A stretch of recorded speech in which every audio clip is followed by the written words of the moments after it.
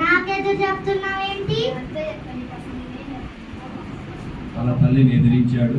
దేవుని యందు భయభక్తులు కలిగి లేకుండా మార్గంలో తప్పిపోయాడు. ఆ రోజు రాత్రి నిద్రపోయాడు. నాశనముకు ముందు గర్వము నడుచును, పడిపోవుటకు ముందు అహంకారమైన మనసు నడుచును. అయినా కూడా గుర్తించలేని పరిస్థితిలో పీటర్ ఉన్నాడు. దూత వచ్చి మాట్లాడినా కూడా. అటు తర్వాత స్కూల్కి వెళ్ళాడు. మళ్ళీ అటు స్కూల్లో ప్రిన్సిపాల్ని ఎదుర్కొని, పీటర్ ఎలా ఉన్నావు? ఏంటి మధ్య సరిగ్గా క్లాసెస్ రావట్లేదు?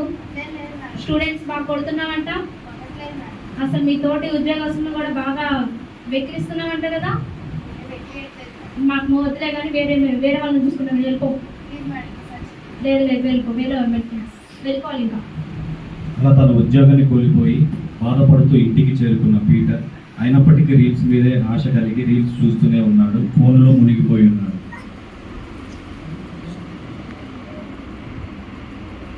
అలా బాధతో ఉంటూ నిద్రపోయాడు.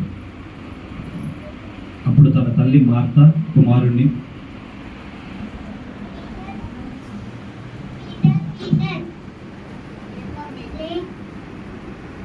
ఎందుకు ఇంత డల్గా ఉన్నావు?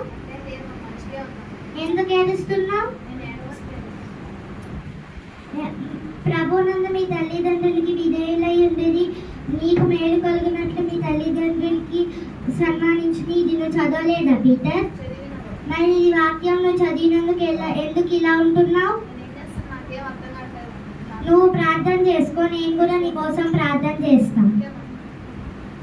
అలా కుమారుడు నిద్రపోతున్నప్పుడు దేవదూత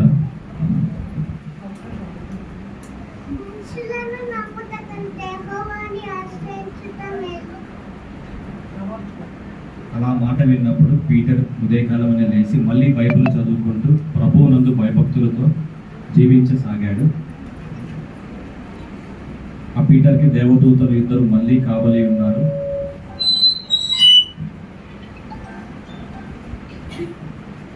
అటు తర్వాత మళ్ళీ స్కూల్కి రెడీ అయ్యాడు ఇంటర్వ్యూ కోసమని.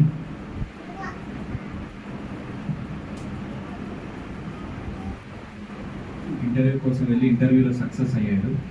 అటు తర్వాత వాళ్ళిద్దరి స్నేహితులు తనను ఎదుర్కొని మళ్ళీ అతన్ని పడేయబోయారు.